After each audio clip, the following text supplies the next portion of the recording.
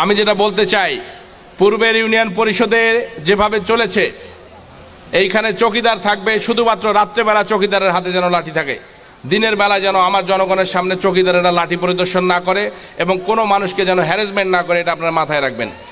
BGB থেকে শুরু করে এখানে সাধারণ ব্যবসায়ী যেটা আছে, ইউনিয়ন পরিষদ কর্তৃক যেভাবে নির্যাতনের শিকার হয়েছিল, আমল পরিবর্তন নিয়ে আসতে চাই এবং আমল পরিবর্তন আপনি নিয়ে আসবেন।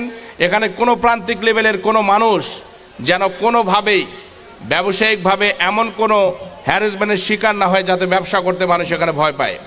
এখানে একটা সুন্দর ভবন আমরা করে দিয়েছি, আরও যদি প্রয়োজন হয় আপনারা জায়গা দিবেন, আরও আমরা সুন্দর সুন্দর কমপ্লেক্স ভবন এখানে করে দিব, যাতে করে বর্ডার বেল্টের এই মানুষ, বিশেষ করে মাদকের যে করাল সবল আছে সেখান থেকে বেরিয়ে এসে সুস্থ জীবনযাপনের মাধ্যমে ভালো কিছু বিজনেসের মাধ্যমে নিজেদের জীবনের পরিবর্তন করতে পারে। এটা আমার বিশ্বাস যে ইনশাল্লাহ ইউনুস ভাই যেমন মানসিকতায় নিয়ে চলাফেরা করে, তবে ইউনুস ভাইয়ের একটা কিন্তু খারাপ গুণও আছে, মুখের উপর কিন্তু অনেক কথাবার্তা বলে।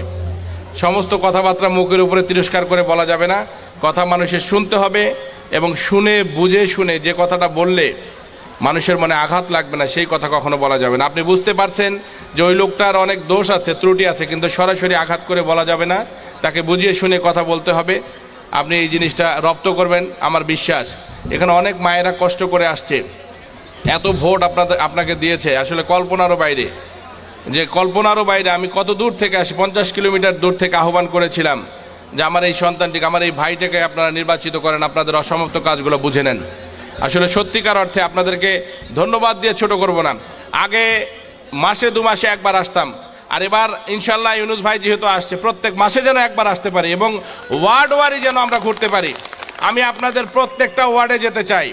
কাজ কি হবে না হবে এটা পরের কথা, কিন্তু এমপি সাহেব প্রত্যেকটা ওয়ার্ডে, কাটলা ইউনিয়নের প্রত্যেকটা ওয়ার্ডে আমি যেতে চাই।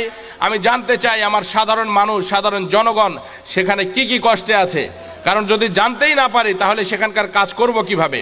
আমার বিশ্বাস যে প্রত্যেকটা ওয়ার্ডবাসী আমার এই নতুন নবাগত চেয়ারম্যানকে আপনারা গ্রহণ করবেন এবং আমাদেরকে আমন্ত্রণ করবেন, ভালোবেসে আমন্ত্রণ করবেন। আমরা আপনাদের কাছে যেতে চাই, আপনাদের দুঃখ দুর্দশার সঙ্গে একটা দিন কাটাতে চাই এবং আমরা যতটুকু আমাদের সামর্থ্য আছে সেখান থেকে পর্যায়ক্রমে আপনাদের প্রত্যেকটা কাজ আমরা করতে চাই।